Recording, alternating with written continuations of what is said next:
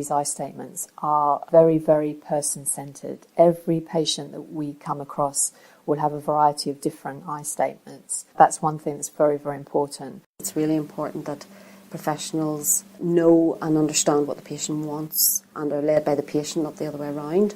And in terms of eye statements, they're varying from practical things like I want to have a new shower, or things that might be minor in terms of home improvements but what could really make a difference to a person's life. We're seeing an awful lot of statements around social isolation, people who are, for whatever reason, life circumstances or mobility issues, are very isolated. It's something that GAV's lobbied to be a priority for the local Joint Strategic Needs Assessment. It's been proven now. In collecting the eye statement, this really informs the services and which services the Care Navigator should invite to the multidisciplinary team meetings. And these are not just health and social care services. They have included services like the fire brigade, and obviously the voluntary sector has played a key part in this as well. So understanding who should be involved in the patient's care is absolutely key to this approach. To date, there has been a very positive reaction from the services that have been taken part and been involved in the MDT meeting.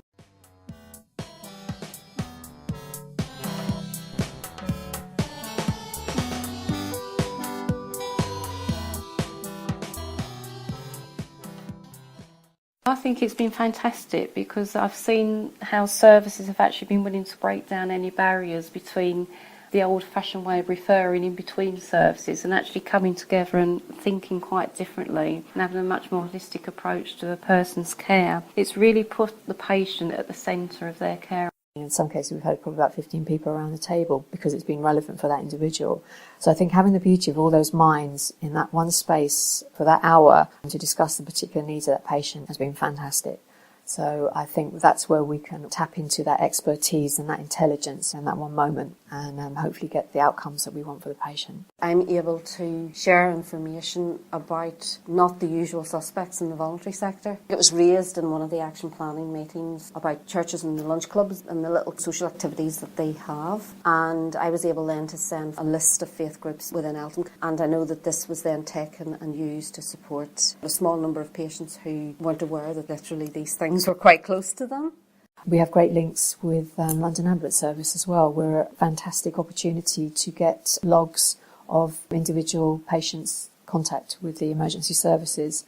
We had a case, one of the gentlemen was a very high A&E attender, and we were able to actually locate the time he was making those calls. It turned up to be sort of early in the morning, where we found he was getting very anxious. He was unable to access his mental health support team, and he had problems with gambling as well. So he was fine. He was getting very anxious. He resulted in not necessarily appropriately calling the ambulance service, but further to our involvement, housing team, mental health team. He's now making his calls more appropriately, which is fantastic. He's still calling 111, but it's still more appropriate, which has been great further to our input. So the doctors are really happy. So we've been able to tap into the housing as well, who've helped with issues he had with his accommodation and concerns he had there and his anxiety.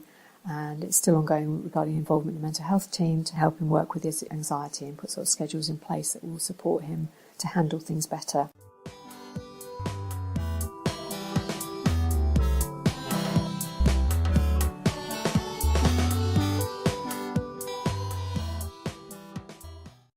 I think a pilot, it already exists. People already have the idea in mind and they're just piloting it. They're testing it out, as it were. But with the test and learn approach, there are a lot of unknowns. And how it might differ is, I suppose, that people will be more willing or able to make mistakes and learn from them. For me, the test and learn approach is better because you're allowed to make mistakes. You can rethink.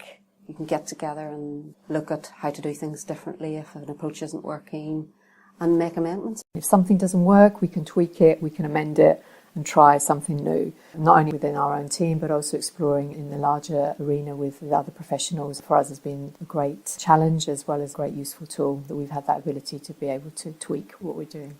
We've learned a lot from setting it up in Eltham, but it's a test and learn, so we're just sort of learn and rejiggle it and be flexible with it as we go along. We meet at least once a fortnight for the test and learn in the implementation lead, so we are addressing issues as they come along all the time. We're also looking at exploring ways of getting the professionals to think out of the box a little bit, maybe looking at pathways that perhaps hadn't been explored before to get to an outcome. We've been very privileged to be part of the Test and Learn, that we can ask the professionals to perhaps look at other opportunities to achieve a particular outcome. I had a lady who feels she has personality disorder and would like an assessment. She's had bad experiences with the mental health services before, and where it was normally suggested she could have the assessment, she doesn't want. So we're saying to the professionals, please, can she have the assessment elsewhere? So that's something we're asking them to explore.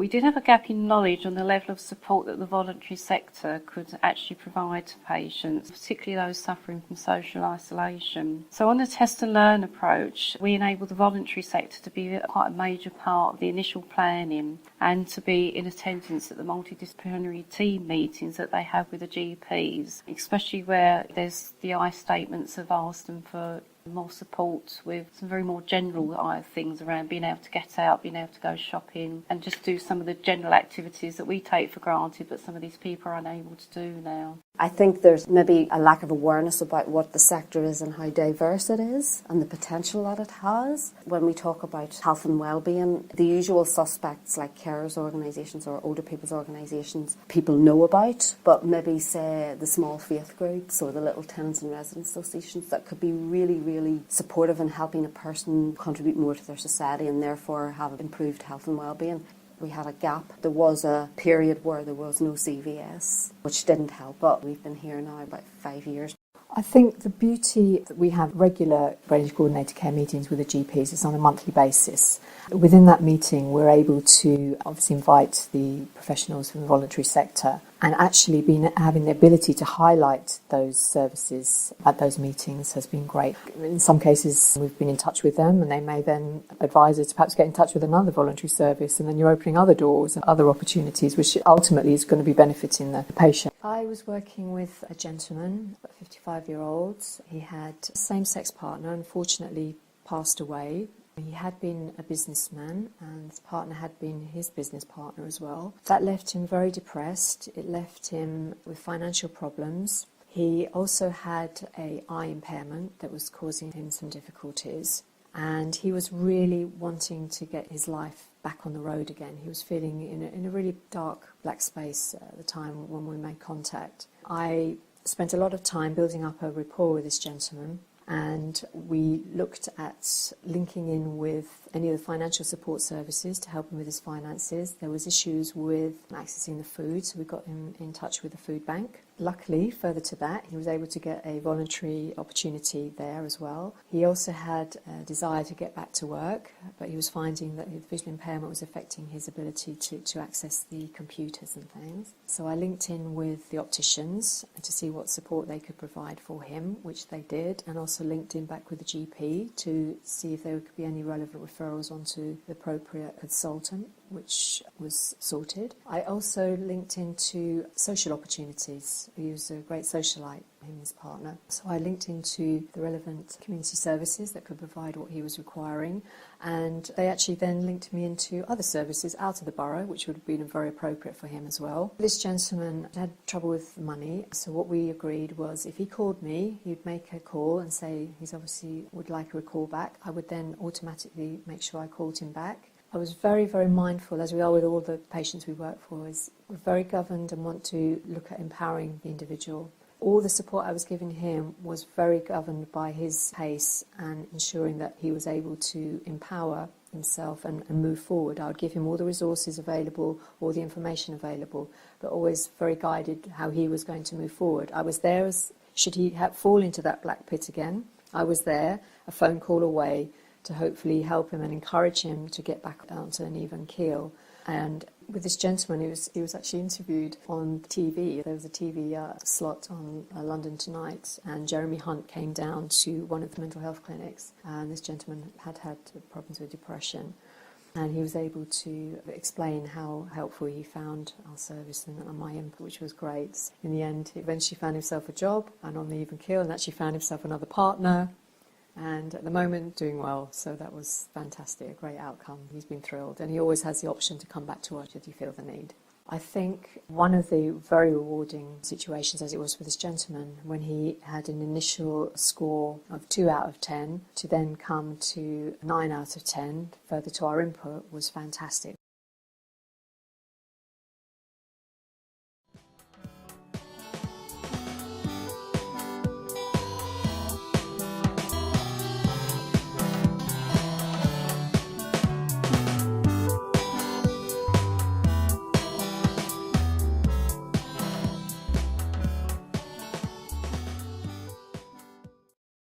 What we do is myself and Wendy McDermott, who heads up the service, and another colleague that works here in the CCG, we actually go out to each individual practice in the syndicate and tell them about how we're coordinating services and what the team will be able to do for their patients. Tell them about the type of cases they should be referring into the test and learn, and also the benefit it will be for the GP. And these are patients that historically the GPs are finding difficult to manage and be able to get them stabilised at home. They are the patients that keep coming into GP surgery or keep coming up into A&E. So it's about sort of giving them that leading information, to have time to think about your potential caseload to go into the service. The next stage is we just keep them updated. They have a syndicate meeting where we'll tell them again what our progress has been to go live. Then after go live, the discussions that the GPs have with the team, the care navigators, people like Wendy, they'll learn as they go along about the type of cases and what to expect from the outputs.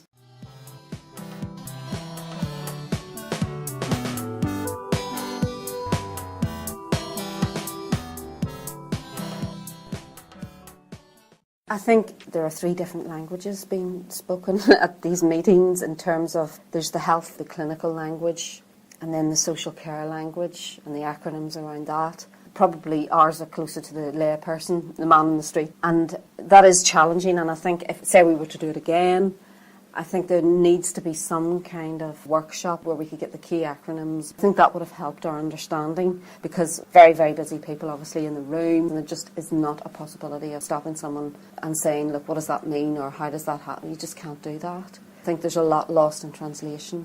And I think it's not just myself feeling that. I think it's probably a shared issue, because I think, in fairness, probably health had to learn new terminology around social care and vice versa. We're outside of the health and social care sphere. We've managed to solve an issue about getting information to us through a secure website, and that's been great, because information sharing is an issue across the board. Communications, I think, is a challenge, and invites to meetings. We're getting lists of dates, and sometimes that you're not sure whether you have the right most up-to-date list, because we're not doing Outlook invites. It's a tricky one because everybody's dealing with different systems. There was at one point looking at IT systems and how we can all share information, but I think that's a huge issue across the board. It's not just Greenwich. There's no substitute for being at the meeting, because you can get a view of what the patient needs and perhaps make suggestions and plan in advance. But the problem is that sometimes the conversations lead to things that aren't on the plan, and work could be very, very useful in terms of voluntary sector contribution, for example.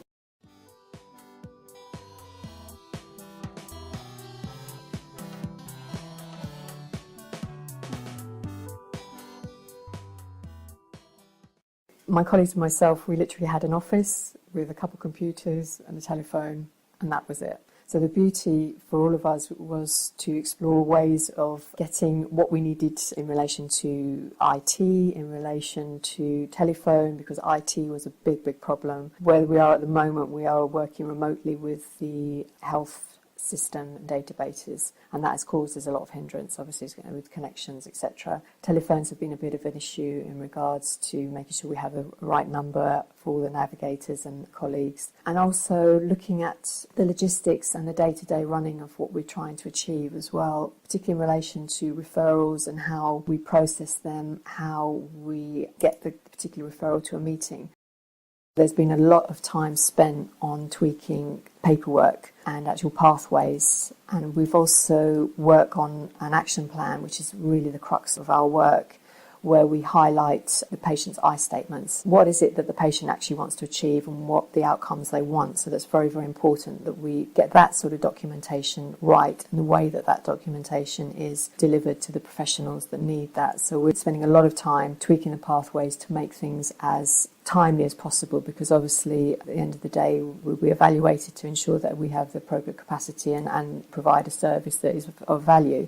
So we want to make sure that the documentation gets out to the appropriate people as quickly as possible. And also exploring the way that we facilitate that as well, to make sure that we're not sending out too much jargon, too much information, but that it's concise and to the appropriate people in the most timely manner. Evaluation scores is very important in the evaluation of our service. The initial evaluation score is getting an idea of how the patient would put a score on their situation at the time, and we then are hoping during our involvement that score will increase by the time our job is finished. So it's very important we get everything right to make things run as smoothly as possible for the patient. And as part of my role, obviously, navigate them through the system as well. We're constantly looking at ways to make that easier. So it's speaking to relevant professionals, looking at our approaches, listening to the professionals who've come to the meetings and seeing if there's anything they think that can be done better.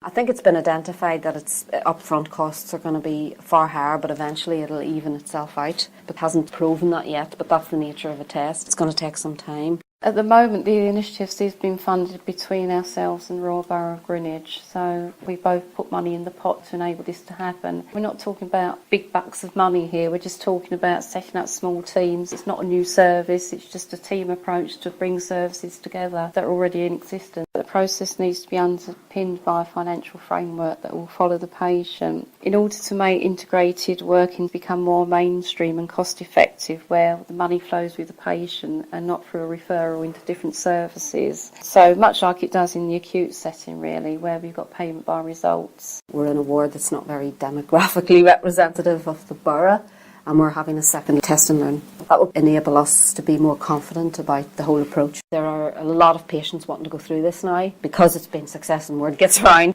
We've got a huge demand now. How are you going to meet that demand? I can give you an example. There's an organisation which it's actually volunteer-led. It hasn't been very well funded, but it's doing fantastic work. It's called Community Angels.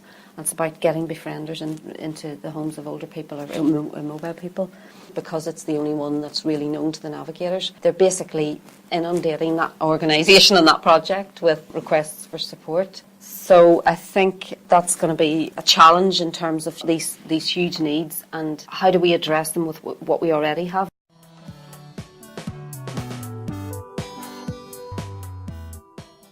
I think the biggest change has been the benefits of a number of services coming together, having those face-to-face discussions and having a more joined-up approach around a patient. We talk a lot about integrated working, but this is the first time that it's actually been put into practice in real practical terms, I think. Colleagues from the mental health team did mention that Greenwich Coordinated Care have been very beneficial in highlighting the importance of dependency on whether it be alcohol or drugs on a particular individual. But what we're saying to them is try and look at the triggers. What is making this individual depend on drugs or alcohol? And what we're hoping to achieve is that they don't become a revolving door patient. They do want to change, but there are issues with the triggers and they're looking for help to deal with those triggers. The initial evaluation, which has shown that all patients have improved their coping scores, has been absolutely excellent. This would have an impact on their quality of life and their dependency on other services. The knowledge sharing has meant that primary care and community and social care services are learning much more about each other and able to develop more robust care plans that span across a number of different services.